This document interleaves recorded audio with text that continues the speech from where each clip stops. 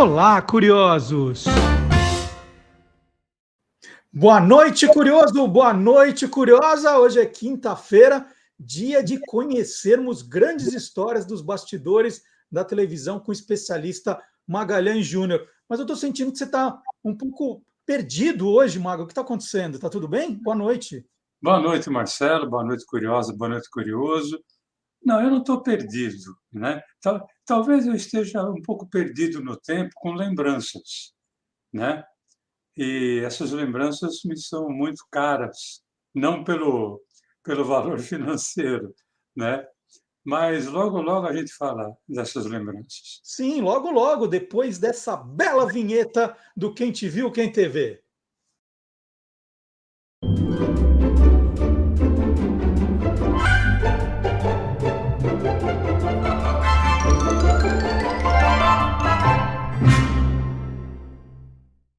Bom, hoje nós vamos recordar, eu vou acabar com esse mistério que o Maga criou agora, né?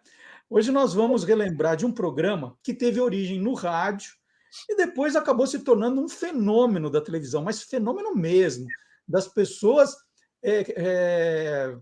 fazerem filas gigantescas para acompanhar o programa ao vivo, depois com uma audiência maravilhosa. E esse programa tem um pouco a ver com a gente aqui, né? Mas muito a ver com o Magalhães Júnior. Então explica isso, Maga. Tem por dois motivos, né?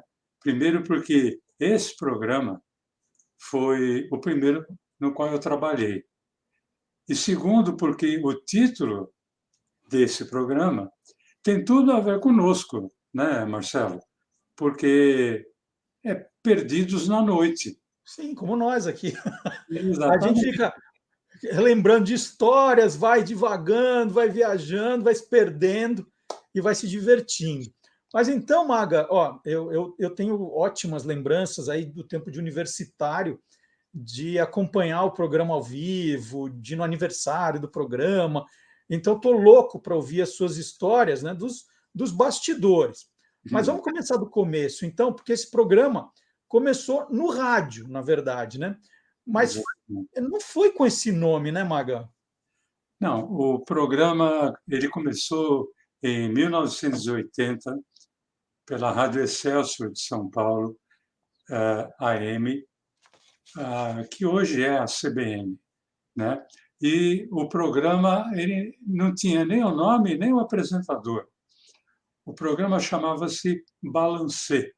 Ele, como eu falei, estreou em 1980 e ele era comandado pelo Osmar Santos, um dos maiores locutores esportivos que o rádio e, em parte, a televisão nos deu, e o Juarez Soares, né, o saudoso Juarez Soares, o China, que era comentarista esportivo e que, junto com Osmar, comandava esse programa.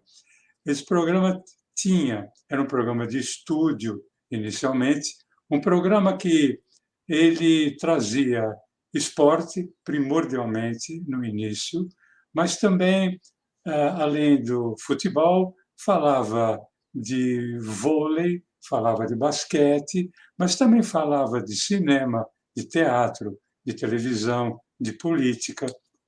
Tinha um operador de som sensacional, que era o Johnny Black, um dos caras mais ágeis numa mesa de som que eu já vi. E também tinha um componente humorístico, que era trazido pela dupla Tatá e Escova, né? O Carlos Roberto Isaías, que era o Escova, saudoso Escova, e o Nelson Alexandre, é o Tatá, Tatá que ainda está entre nós, mas foi acometido de um problema de saúde que o impede há muito tempo de trabalhar. Mas esse era o balancê, o que foi o embrião do Perdidos na Noite. Então, você disse que começou como um programa de estúdio, né? Não tinha auditório ainda, não Não. começou com auditório. Então, aí quando é que entra o auditório no balancê, né? O balancê é de 1980. até 1983, ele não era só um programa ali com Osmar e Juarez. Por ser um programa de rádio, fazia-se muita entrevista por telefone, né? Não tinha internet, não tinha celular, telefone fixo, mas também muitos jogadores, técnicos, políticos, músicos, iam participar do programa ao vivo. O programa ia ao ar do meio-dia às 2 da tarde. Então, muita entrevista ali ao vivo, presencial, usando um termo de hoje, né? Uhum. Mas em 1983, o Juarez Soares já não participava tanto do programa. O programa tinha muito a participação do Osmar ainda, Osmar Santos, e do Fausto Silva. Lembrando que o Fausto Silva era repórter de campo da, da Rádio Globo. Ele tinha sido da Rádio Jovem Pan até 1977, e aí, junto com Osmar Santos e o Juarez Soares, ele tinha ido para a Rádio Globo. E o programa Balanceio, então, era comandado, ora pelo Osmar Santos, ora pelo Fausto Silva, ora pelos dois. E na Semana do Rádio, que ocorre em setembro, ali na segunda metade de setembro, eles resolveram fazer uma homenagem aos grandes programas de auditório, revivendo um programa de auditório. Então, houve um dia, em setembro de 1983, se não me engano, foi um sábado, 24 de setembro, alguma coisa assim, eles fizeram um programa ali no Teatro Zácaro. Para quem não é de São Paulo, existia um teatro no famoso bairro da Bela Vista, também chamado de Bexiga, e desse programa, apresentado pelo Osmar Santos e pelo Fausto Silva, participaram Emilinha Borba, Ângela Maria, que eram assíduos participantes dos programas de auditório, mas também participou Serginho Chulapa, que na época ele estava saindo de São Paulo e indo para o Santos. A banda Blitz, né, do qual participava o Evandro Mesquita, o Jorge Benjor, até o governador Franco Montoro esteve nesse programa. Então, esse foi o primeiro programa do Balancê em auditório. E aí você provavelmente deve estar ou lembrando ou se perguntando, ficou nesse programa ou o sucesso foi tão grande que resolveram passar a transformar o programa de estúdio em auditório para sempre? Bom, eu posso falar da minha experiência ali quando a gente fazia os programas de rádio em auditórios, né, que eram os aniversários do Você é Curioso. A vontade era é, fazer transmitir o programa sempre ao vivo, de auditório, porque é outra energia, né? É sensacional, né, Magalhães? Sim. E tem que lembrar que o Balancê era diário. O Balancê de 1980 a 83, estamos falando dessa época, era um programa de segunda, eu não lembro bem se era de segunda a sexta ou de segunda a sábado.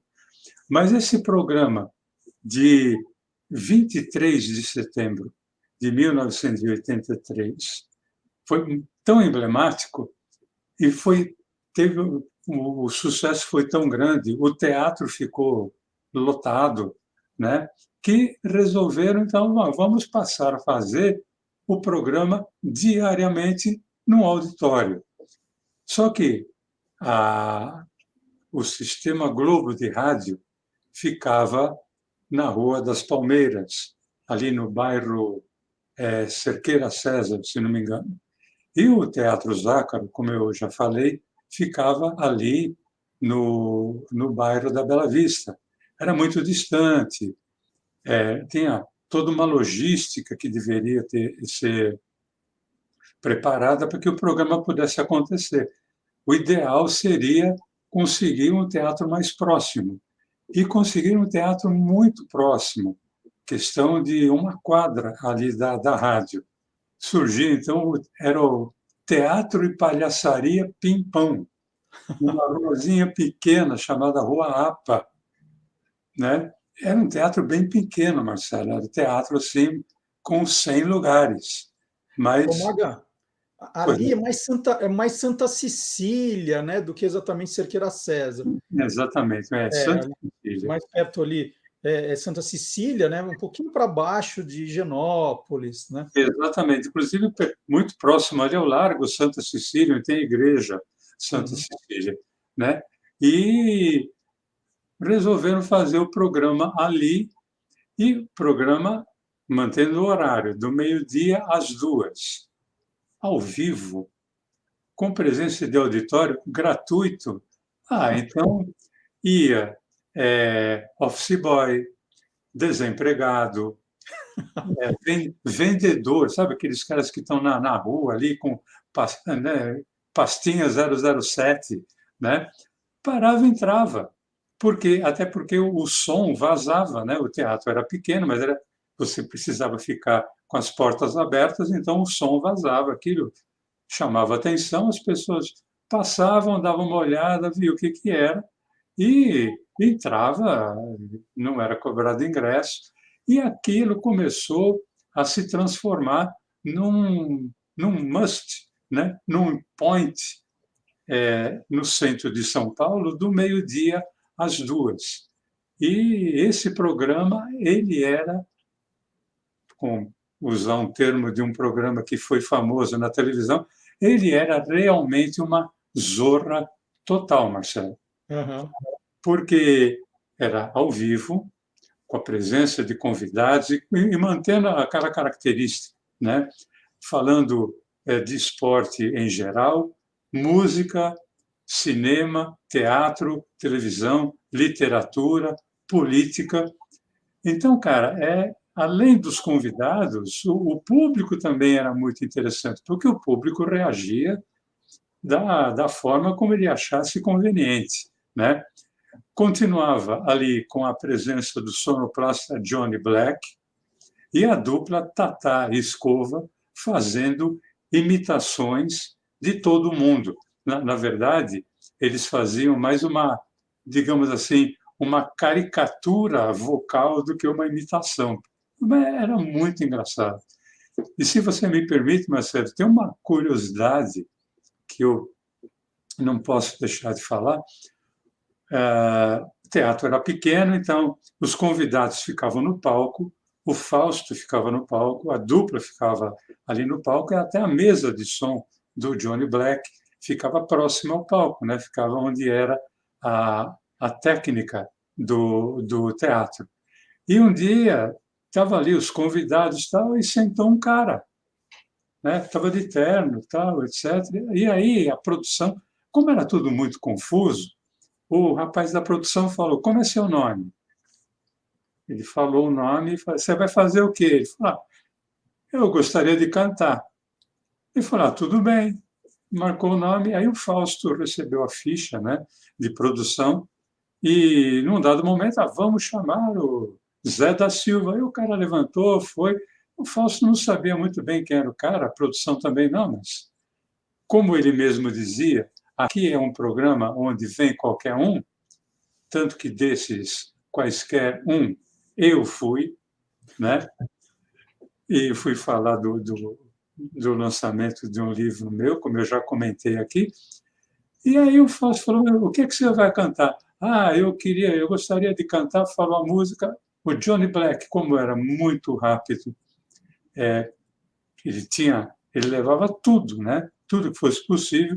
Ele entrou com a música, era uma música de sucesso no momento, e o cara cantou. O cara contou piada, tal, etc. O público aplaudiu. Quando acabou o programa, o Fausto foi falar com o cara, falou: pô, muito boa a sua participação, mas como é, o seu nome não estava na lista inicialmente? Ele falou: não, é que eu sou vendedor e eu fui assaltado ali no Lago Santa Cecília e eu saí correndo e eu precisava entrar em algum lugar para dar uma acalmada. E aí eu vi aqui, entrei, não tinha lugar lá na plateia, eu vim sentar aqui, aí perguntaram o que eu queria fazer, eu falei que eu gostaria de cantar, e cantei. Então, um não convidado que se apresentou, né, e foi a única vez, não é que a partir dali a vida do cara mudou, nada. Ele simplesmente estava se refazendo de um assalto, né? E se apresentou no Balancê, aí sim como programa de auditório. Eu só não acreditaria nessa história, Maga, se você dissesse que ele cantou aquela Se Gritar Pega Ladrão. Aí eu já ia ficar meio É, assim, mas tudo bem. na época, essa música já não era mais sucesso. Embora fosse verídica, não era mais sucesso. O Maga, então a gente já sabe que a sua primeira aparição ali foi como convidado, né, para falar do seu livro dos contos da Moca, né, que era o nome? Exatamente, foi ali como convidado. Eu já comentei aqui no programa que no dia que eu fui, estava o Enfio, né? Uhum, E você ter uma ideia, né? O grande Enfio estava lá no meio daquela zona toda, né? uhum. E curtindo muito, porque assim, o Fausto, né, nessa época, fazer um rápido parênteses, é, nessa época o Osmar Santos já estava se afastando do Balancê, porque ele estava muito envolvido naquele processo da redemocratização do país, né? Ainda estávamos sob a, digamos, a ditadura militar, era o governo João Figueiredo, já havia, né, uma certa distensão daquilo que foi a, o cerco militar, né, nos anos de chumbo, mas ainda era um governo militar. E o Osmar estava muito empenhado, junto com vários políticos, né? Lula, Fernando Henrique Cardoso, Leonel Brizola, Franco Montoro, na redemocratização do país, buscando justamente que acontecessem eleições livres. Então, como ele ficava muito envolvido com isso, o Fausto é quem mais apresentava o programa, né? Então, o grande Enfio, um cara, um dos maiores chargistas, né? E críticos do sistema, estava ali e falando com a maior naturalidade, né? Participando de toda aquela zorra, mas uma zorra que no fundo dava certo. Bom, então vamos contar como é que surge a ideia, então, de levar esse programa, né, para a TV, né? Como é que surge o Perdidos na Noite? Bom, com o sucesso no rádio de um programa de auditório, porque os programas de auditório eles tinham terminado, ou deixado de existir ali no final dos anos 50, né? Na virada ali nos anos praticamente no início dos anos 60 eram pouquíssimos os programas de auditório que aconteciam no rádio. Então, caramba, 20 anos depois, um programa de auditório diário, aquilo era motivo de matéria de jornal, tal, etc., comentários. E um grande jornalista, o Goulart de Andrade, que tinha um programa na televisão, resolveu fazer uma matéria sobre a volta de um programa de auditório e foi fazer uma matéria sobre o balancê. Ele já tinha ouvido o programa, mas quando ele esteve ali, que ele viu como aquele programa acontecia, que era tudo na base do improviso e dava certo, ele, que tinha um programa na TV Gazeta é praticamente só São Paulo, né? Uhum. Cidade de São Paulo e Santos. Ele fez um convite para o Fausto. Ele falou: Olha, eu tenho um horário, eu sou concessionário de um grande horário na TV Gazeta. Que tal levar este programa para a TV. Eu cedo uma parte do meu horário para que você faça exatamente isso aqui na televisão. Lembrando que a direção e a produção do programa era da Lucimara Parisi. Só que o Fausto era um repórter de campo. Ele apresentava o programa justamente porque o Osmar Santos estava envolvido em ações políticas. O Fausto era primordialmente um repórter de campo e, eventualmente, um apresentador de rádio. Teve ali uma conversa, tal, etc., e resolveram aceitar o desafio. No início, a ideia é que o programa tivesse o nome de uma música do Eduardo Duzec, Barrados no Baile. O Eduardo Duzec era fazendo muito sucesso no início dos anos 80 com essa música, mas aí não houve acordo por causa de direitos autorais, tal, etc. E aí lembrou-se de um filme que tinha feito muito sucesso, 1969, 70, que era Perdidos na Noite. Na verdade, esse filme, o título dele era Midnight Cowboy. Eu não sei se foi o primeiro, mas um dos primeiros filmes do Dustin Hoffman. Era ele e o John Voight, que tinha uma música na trilha sonora que era sensacional, que era Everybody's Talking, com o Nilsson. E eu não sei bem, porque me parece que naquela época essa questão de direito autoral com música estrangeira ficava assim meio nebulosa, acabaram fazendo com que o nome Perdidos na Noite fosse o título de batismo do programa. Como eu falei, Marcelo, o Perdidos na Noite entrava dentro de um programa, né? Esse programa tinha um nome, era 23ª Hora.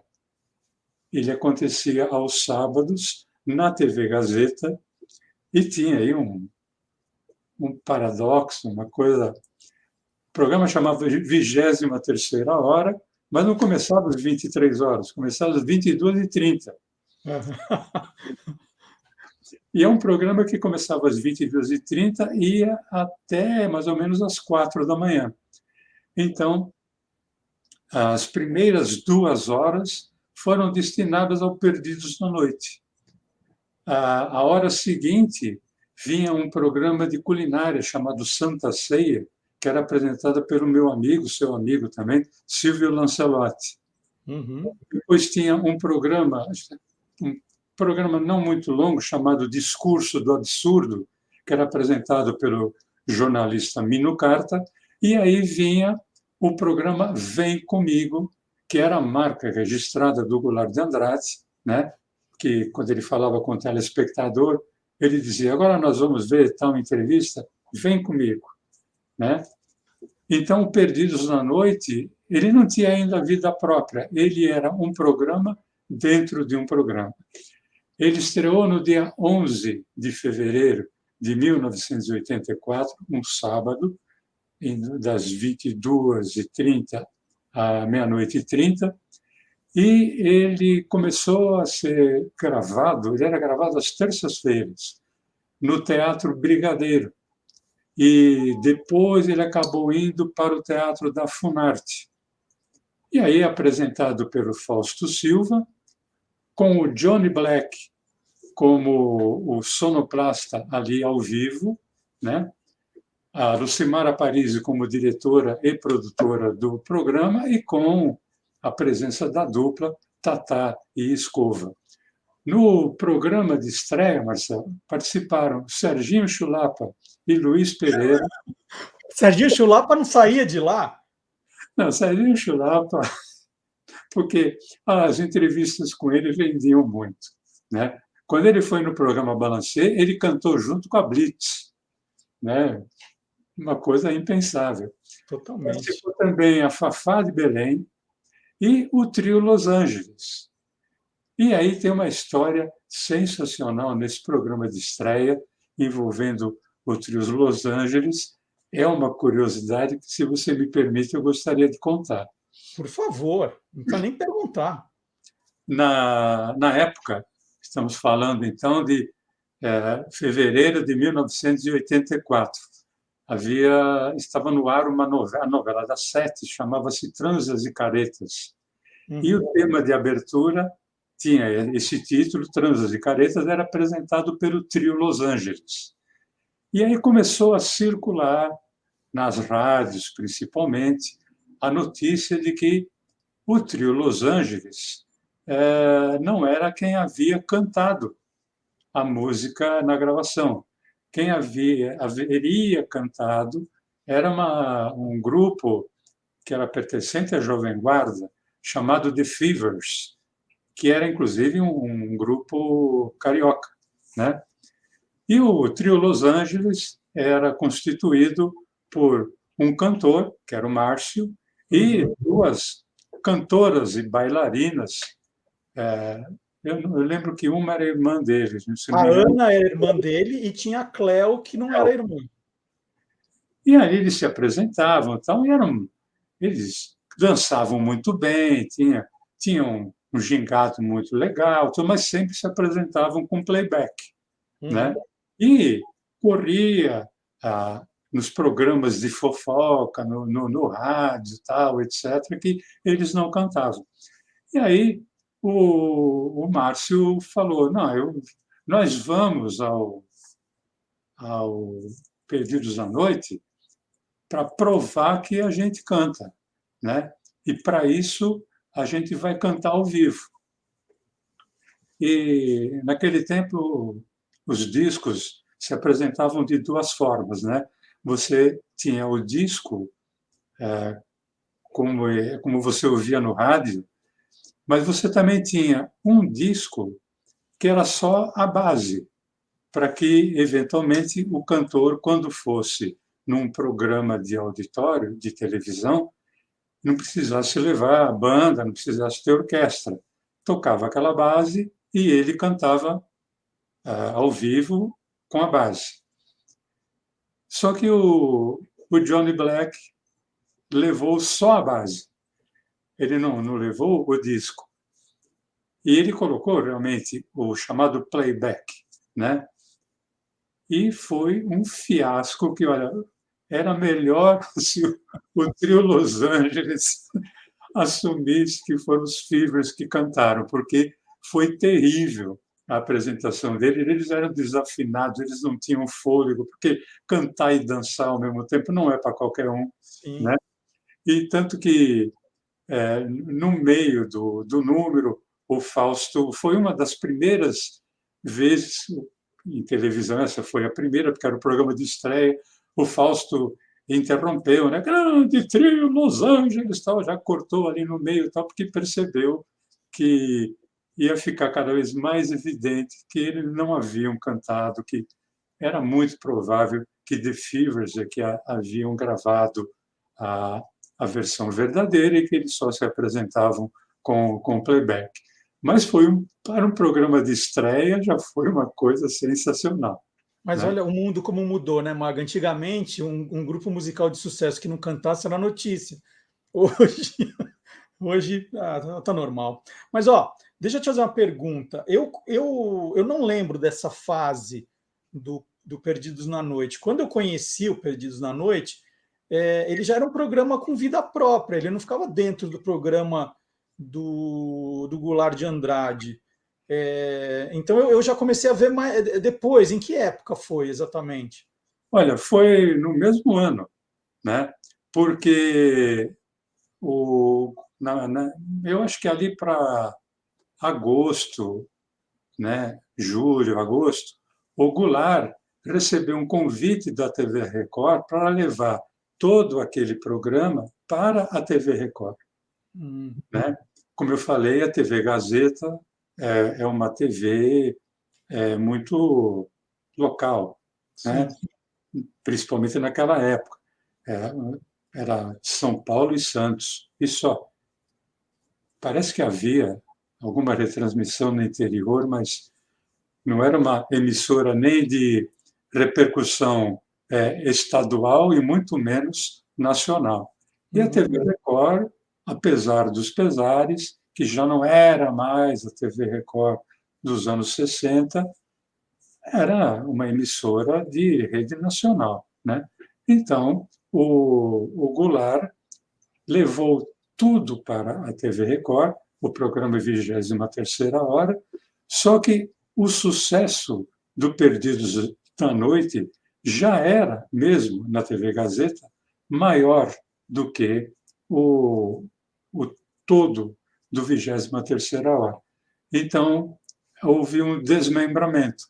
O Perdidos na Noite estreou na Record, aí com vida própria, ainda um programa entrando no ar das 23 à 1 da madrugada, e, na sequência, vinha o Goulart de Andrade com o seu programa, né? E o Perdidos na Noite, aí, na TV Record, assim como já havia sido na Rádio Gazeta, era um programa que misturava entrevista e música, entrevista valendo esporte, teatro, literatura, cinema, política, rádio, né? E música. Então, por esse programa, Marcelo, Tim Maia foi no Perdidos na Noite. Eu falo isso para quem não sabe, Tim Maia era o zero e vezeiro de marcar e não aparecer, né? Inclusive no seu próprio show, né? E o Tim Maia foi e deu um show. Tim Maia, foi Calbi Peixoto, Elza Soares, os nomes, grandes nomes da música brasileira, né? Bibi Ferreira, a grande Bibi Ferreira, dama do teatro, se apresentou no Perdidos na Noite com toda aquela maluquice. Porque é bom lembrar o seguinte, né, Marcelo? O Fausto já não era um apresentador de rádio, porque ele era repórter de campo, muito menos de televisão. Então, era muito normal as coisas acontecerem, as coisas mais estapafúrdias acontecerem durante o programa, né? O Fausto olhar para aquela câmera, quando, na verdade, era outra que estava focalizando,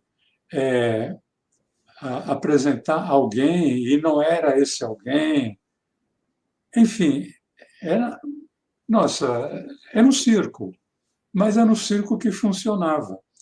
E quando a coisa não dava certo, quem é que entrava em cena? Entrava a dupla Nelson Tata Alexandre e o Carlos Roberto Isaías, que era o Carlos Roberto Escova, que já se conheciam desde os tempos da Jovem Pan, quando eles apresentavam um programa chamado Curtição, às 7 horas da manhã, em 1974. E eu como ouvinte, já ouvia o Tatá nos anos 60, na Rádio Record, apresentando um programa junto com o José Carlos Romeu. Eu falei desse programa aqui, no Quem Te Viu, Quem Te Vê, quando nós falamos da Miriam Batucada, né?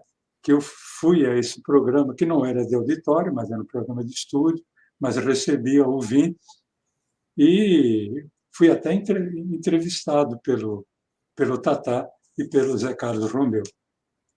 Mas era uma maluquice. E eu queria citar algumas curiosidades que aconteceram no decorrer do tempo. Marcelo, teve um programa em que o Tatá sentiu vontade de ir ao banheiro. Ele levou um microfone para o banheiro. O microfone aberto. Ele já tinha feito isso no rádio, no balanceiro. Ninguém estava preparado para isso. Ele vai para o banheiro e leva o microfone e começa a fazer xixi. Então você começa a ouvir um barulho de água despejando em água e começa no rádio ele cantou O Sole Mio.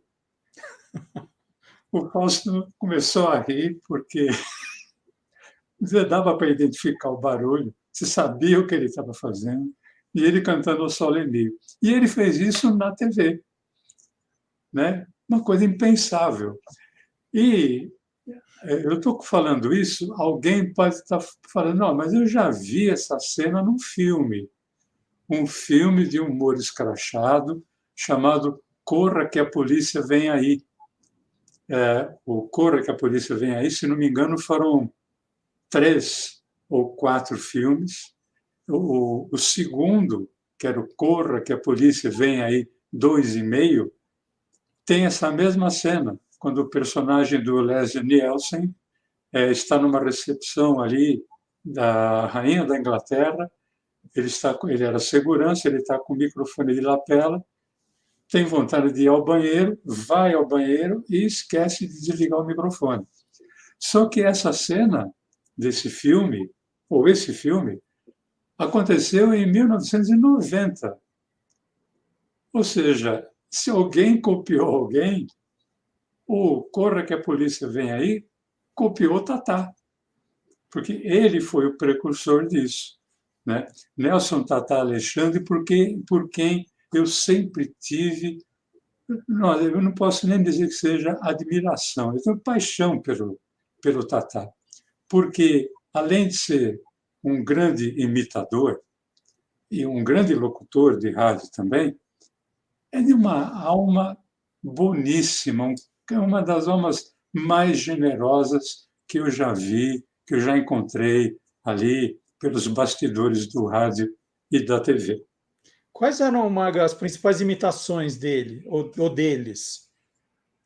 Bom, o Carlos Roberto Escova, ele imitava muito bem o Jânio Quadros, o Sócrates, o Pelé. Embora o Pelé Sim. fosse uma coisa, né, meio comum, tudo na época, Quem principalmente, nunca imitou o Pelé, né? imitou o Pelé, mas o Maluf que ele fazia era melhor que o Maluf, né? E o Maluf uma vez foi ao programa. O Paulo Salim Maluf, ele, se não me engano, ele era deputado federal. Ele foi ao programa, tocou piano no programa e aí teve uma entrevista do Maluf com o Maluf, né? Aham. O Maluf do Carlos Roberto Escova com o verdadeiro. Já o Tatá, ele imitava muito bem o presidente Sarney, né? Que era na época em que ele foi presidente e começava os seus discursos, brasileiros e brasileiras, né? O Tatá fazia uma imitação sensacional. Tinha um colunista social muito famoso, Ibrahim Suede, e que ele tropeçava um pouquinho no português, né? E o Tatá fazia uma imitação dele maravilhosa. Mário Covas, né? Tanto um dos principais expoentes da política de São Paulo, tinha uma voz grave, e o Tatá conseguia chegar no tom de voz dele. Mas o principal era a imitação que ele fazia, na minha opinião, da Marta Suplicy. Concordo. Lembrando novamente, né, 1984, nós falamos semana passada aqui do programa TV Mulher, que foi quando lançou a Marta Suplicy como sexóloga, né, no programa TV Mulher. E ele fazia uma imitação da Marta Suplicy, dando dicas de sexologia, né? Era uma, era uma coisa. Bom, tem uma outra curiosidade. O Fausto Ele chamava ela de Marta Suplício, não era? Suplício, né? E ele fazia a voz em falsete e com cinismo. Olha, o Fausto, ele sempre usou óculos, né? Eu não sei se hoje ele usa lente de contato ou se ele operou a vista, mas naquela época ele tinha deixado o óculos e usava lente de contato. Teve um dia que ele riu tanto com a imitação do Tatá, porque tanto o Tatá quanto o Escova, eles eram anárquicos no palco. Você nunca sabia o que eles iam fazer, né? Ele riu tanto que a lente de contato dele simplesmente pulou. E ele não enxergava, bom, não enxergava nada sem a lente. E para quem usa lente, sabe que é melhor você ficar sem as duas lentes do que você ficar só com uma, né? Porque é muito pior. E o Fausto, com todo aquele tamanho dele, foi obrigado a se ajoelhar para procurar a lente. Agora você imagina o que o Nossa. Tatá falou em cena, vendo o Fausto com aquele tamanho todo, ajoelhado. Eu lembro que o sonoplasta, o Johnny Black, colocou a música O Passo do Elefantinho para brincar com o Fausto, né? Foi uma coisa absurda que hoje, por exemplo, provavelmente aquilo não iria para o ar, porque ele expor muito o apresentador. Mas foi justamente isso que foi para o ar, né? Então, eram coisas fora assim a generosidade que esse programa tinha, né, Marcelo? Porque ele abria as portas não só para os grandes nomes, mas para aqueles que estavam começando a carreira. Então, vamos voltar um pouquinho à primeira metade da década dos anos 1980 e lembrar que o rock brasileiro começou a ter um boom nessa época.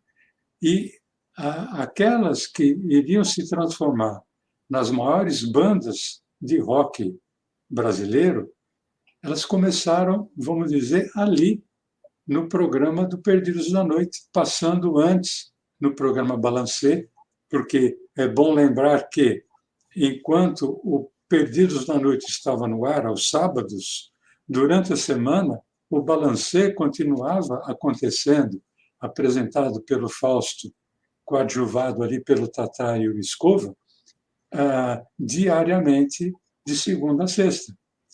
Então, Titãs, Ultraje a Rigor, Paralamas do Sucesso, Engenheiros do Havaí, Legião Urbana, são alguns dos muitos grupos de rock brasileiro que se apresentaram e tiveram a primeira chance ali no Perdidos na Noite. Inclusive este aqui que vos fala, que não era uma banda de rock, nunca foi, embora seja roqueiro, teve a primeira oportunidade nesse programa, né? E qual era a minha função, juntamente com um jornalista eu não lembro se ele era do Estadão ou do Jornal da Tarde, Fran Auguste, que era um jornalista muito amigo do Fausto. O Fausto, nessa época, era do Estadão ou do Jornal da Tarde. Os dois pertenciam ao mesmo grupo. Para que eu fui contratado, digamos assim? Para criar frases de efeito para o Faustão, né? Então, criar piadas e criar frases de humor. E o Fausto sabia levar aquilo como ninguém, abrindo as portas tanto para bandas de rock, cantores e cantoras iniciantes, escritores iniciantes e também esse cara aqui que vos fala. Então, você trabalhou no programa de quando a quando? Já está quase na hora da gente encerrar, mas eu estou adorando as histórias. Eu vou ficar aqui a noite inteira, nós vamos perder na noite hoje. Você ficou de quando a quando fazendo esse trabalho, Maga? E de 1984, né, até 1987. Certo. Né? O Fausto, já nesse período, ele usava aqueles papeizinhos, aquelas fichinhas pequenininhas que vai dobrando. Você pensa que é um origami, na verdade, mas é o texto dele, já fazia isso naquela época? Já. Isso é porque aquela coisa, né? Ele saiu do campo, mas o campo não saiu dele. Sim. O repórter de campo, imagina, nos anos 60, desde que começou, né? Anos 40, 50, 60 e tal, onde é que o cara anotava a escalação do time, tal, etc., anotava, né, num papelzinho, num caderninho, né? Em geral era num papelzinho, e ele ia dobrando aquele papel conforme iam acontecendo as substituições, inventou expulsão, alguma coisa assim, lembrar nome de anunciante, tal, etc. E o Fausto fazia isso, né? Então, por exemplo, eu colocava todas as frases que eu criava para a semana, e o Fran Augusto também, eu colocava as minhas numa fichinha, numa ficha daquela que você comprava em Claro. papelaria, né? Com diagramada, datilografava e colocava ali as frases, né? E muita coisa ele anotava num papel e ele ia dobrando. E até hoje ele faz isso. Não adianta você tentar dar um tablet, como já tentaram oferecer para ele. Imagina, né? É tudo na mão do repórter de campo ainda. E eu me lembro, Marcelo, que algumas coisas aconteceram sem querer. Por exemplo, um dia eu escrevi uma frase assim: eu sou tão antigo que eu sou do tempo em que faturar a rosquinha era apenas tirar a nota fiscal do biscoito. E tinha uma dupla conotação. O Fausto falou isso no Perdidos na Noite e já era aquela galera que levava faixa, né? Principalmente galera universitária, né? Aquilo lotava. Era gravado no Teatro Zácaro, teatro para 1.500 lugares, né? E aquilo ficava abarrotado. E o público riu muito. E aí o Fausto me chamou e falou: pô, escreve mais isso aqui, porque isso daqui é muito legal. Quer dizer, ele é que percebeu isso, né? E tinha uma frase do governo João Figueiredo Batista, João Batista Figueiredo, perdão, era um institucional do governo que falava assim: você trabalhou, o Brasil mudou. Existiam vários comerciais institucionais que tinham essa assinatura. Você trabalhou, o Brasil mudou. E eu um dia olhei, não sei porquê, você bobeou, o Brasil mudou. Que era uma forma de dizer que nem tudo estava tão mudado e o que estava mudando não era tão bom. E o Fausto foi uma das primeiras vezes em que ele interpretou mesmo, né? Em geral, como o programa era muito louco, ele falava a frase fora do microfone, né? Tal, etc. Aquele dia ele falou: eu queria dizer o seguinte, atenção, você bobeou, o Brasil mudou. Essa sacada que depois ele percebeu e foi mantendo no rádio e na TV foi considerada a melhor sacada do ano de 1984. Né? Lógico que os créditos foram dados com toda a justiça a quem coloca a cara para bater, né? Aquele que se apresenta. O crédito foi dado ao Fausto com toda a justiça, mas eu fico muito feliz, né? Por uma frase boba, né? uma frase desvirtuada ter sido considerada a melhor sacada do ano. Ô Maga, a gente está falando do Perdidos na Noite na TV Record, né? Mas ele teve uma história muito forte na TV Bandeirantes, tanto é que agora que o Faustão voltou para lá, né? Falou assim: voltou para sua casa. Como é que foi essa fase da Bandeirantes, então? Ele fica na Record de 1984 até 1986, e aí ele recebe o convite da Bandeirantes para ir para a TV, e aí é que ele vai fazer o programa no Teatro Zácaro, né? Que é um teatro enorme, tal, etc. Mas ele já vinha aí solidificado e consagrado com Perdidos da Noite. Aí é que ele já vinha, não era mais o Fausto Silva, era o Faustão, né? E se apresentava de uma forma que, por mais que a Lucimara Parisi dissesse, você tem que se apresentar como um apresentador. Mas não adianta, ele era um repórter de campo, ele gostava daquelas camisas amarelo ovo, né? Não, um cara de 1,90 m, pesando 100 e não sei quantos quilos, se apresentando com uma camisa de calça jeans e uma camisa amarelo ovo, pô, não tinha como não chamar atenção, né? As camisas dele eram aquelas, né? Amarelo ovo, camisa rosa choque, né? Um azul bebê, tal, etc. E ele era muito notado pela sua irreverência, né? O, tudo aquilo que não desse certo quando estava gravando estava valendo, né? Seja lá o que fosse. Uhum.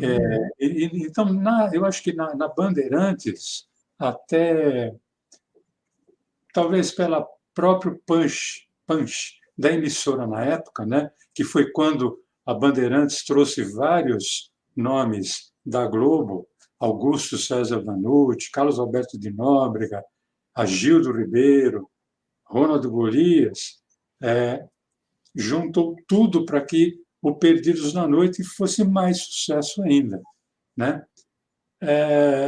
Eu me lembro que teve um dia em que o Caetano Veloso tinha sido convidado. Então, e nesse mesmo programa estava o Orival Pessini, o meu saudoso amigo Orival Pessini, criador de personagens como Fofão e o Patropi. O Patropi era uma brincadeira que ele tinha feito com o Raul Seixas, né? O personagem que dizia que era estudante de comunicação, que usava, e tinha um bordão maravilhoso, que era pá daqui, pá dali, mas não falava nada, né? O Pessini estava nesse programa e o Pessini era um grande artista plástico. Ele fazia máscaras para poder fazer imitação. E ele estava com a máscara do Sinatra nesse dia. Ele ia se apresentar como Fofão, ia fazer uma apresentação como Patropi, mas ia depois fechar ali como Sinatra, Frank Sinatra. O Sinatra já tinha vindo ao Brasil, tal, ele não era não tinha a expectativa de antes dos anos 80. Mas no meio da gravação recebe-se o telefonema de que o Caetano não poderia ir. E aí o Fausto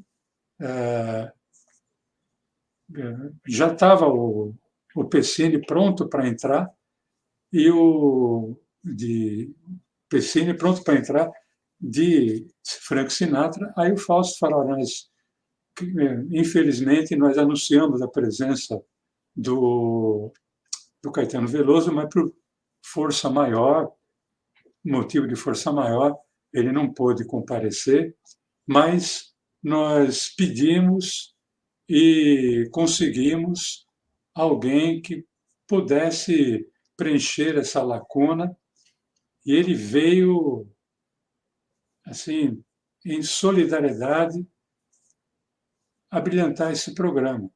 E espero que vocês possam receber, assim como receberiam o Caetano Veloso, a figura de Frank Sinatra. Marcelo, estava produzido porque ele iria entrar de Frank Sinatra, mas na hora em que entra um jogo de luzes, a música New York, New York, e entra Orival Pessini de smoking com a máscara do Frank Sinatra, vamos dizer assim, nos primeiros 30 segundos, aquele público foi a loucura, porque imaginava-se, não sei como, que era o próprio Frank Sinatra. E aí, lógico que começou a se perceber, né? Não, parece que é máscara, parece que não é, tal, etc. Viu que era playback, né? Mas o programa terminou lá em cima. Mas é uma, uma, uma jogada de mestre do Fausto. E só para concluir, Marcelo, eu falei que eu e o Fran Auguste, a gente municiava o Fausto com frases, com piadas. E muitas vezes ele não usava e você achava que ele tinha esquecido, né? Eu fiz uma frase para ele uma vez assim, como a Marta Suplicy era sexóloga, sabe qual é o instrumento musical predileto da Marta Suplicy? É o saxofone. E ele não falou nada, ele simplesmente não usou. Eu acho que um mês, 2 meses depois, foi se apresentar o Zimbo Trio, né? E o Zimbo Trio era um trio, lógico, formado por um dos irmãos Godoy. Eu não vou falar qual é, porque eu não lembro, ao piano, o Luiz Chaves no contrabaixo acústico e o Rubinho na bateria. Só que o Rubinho tinha uma coisa, ele só tocava a bateria se fosse com os pratos dele. Então, quando ele anunciou o Zimbo Trio, os instrumentos ficavam ali no palco. O Rubinho começou a trocar o prato, colocar o prato dele. O Fausto olhou e percebeu que ele tinha que ganhar um tempo até que aquilo acontecesse. Então ele foi lá e falou: o que está fazendo, Rubinho? Ele está trocando prato? Tal, não sei o quê. Você lava muito o prato, tal, papapá, papapá, brincou, tal. Né? Aí, de repente, ele olha para o Luiz Chaves e fala: que instrumento que é esse? Claro que ele sabia, né? Mas é mais para o Luiz Chaves falar do contrabaixo acústico. Ele fala: isso não é nada. Você sabe qual é o instrumento predileto da Marta Suplicy? O saxofone. Cara, aquele teatro veio abaixo. O Luiz Chaves não conseguia parar de rir. O Rubinho, que ainda estava atarrachando o prato, quase que deixa o prato cair, porque o Fausto era assim, ele lia, tinha uma memória, tem até hoje uma memória fotográfica e sabia, como ninguém, o momento de colocar uma piada, né? Então foi um cara que inovou, levou para a televisão o improviso. A televisão estava começando a ficar engessada, como está até hoje. Levou o improviso, assumiu teve digamos assim, a humildade de assumir que não se sentia um apresentador de TV e que ele estava aprendendo. Várias frases que ele citava do programa eram, na verdade, para ele. Este é o único programa que é ensaiado ao vivo. Né? Uhum. Era um programa que não tinha ensaio. E ele estava aprendendo também. E só para lembrar, aquele caso que ocorreu com o Márcio do trio Los Angeles fez com que ele falasse: olha, melhor não fazer playback no programa. Ou o cara vem cantar ou não vem. Por isso, até hoje, desde aquela época, ele veio com a frase: quem sabe faz ao vivo. Muito bom, muito bom. Maga, vamos encerrar então o Quem Te Viu, Quem Te Vê. Você bobeou, o programa acabou. Né? Então, Mas não mudou. então, ó, sensacional as histórias. Lembrando que no sábado, no Olá Curiosos, a partir das 10 da manhã, tem um trecho desse programa, mas aqui no canal do Guia dos Curiosos no YouTube, você pode acompanhar o programa na íntegra a hora que você quiser. Não só esse, todos os outros 77 anteriores. Sensacional as lembranças, Maga, grandes histórias, e o melhor, né, vividas por você de bastidores. Não são histórias tão conhecidas assim do público. Adorei, me diverti demais no programa. Foi uma zorra total isso aqui hoje também, viu? Como sempre, perdidos na noite numa zona total. Né? Então vamos ver. Vamos ver se na semana que vem a gente se encontra aqui de novo. Tá ok. Tchau, Maga. Tchau, Marcelo. Tchau, Tchau, pessoal. gente. Até sábado e até quinta aqui outra vez. Tchau.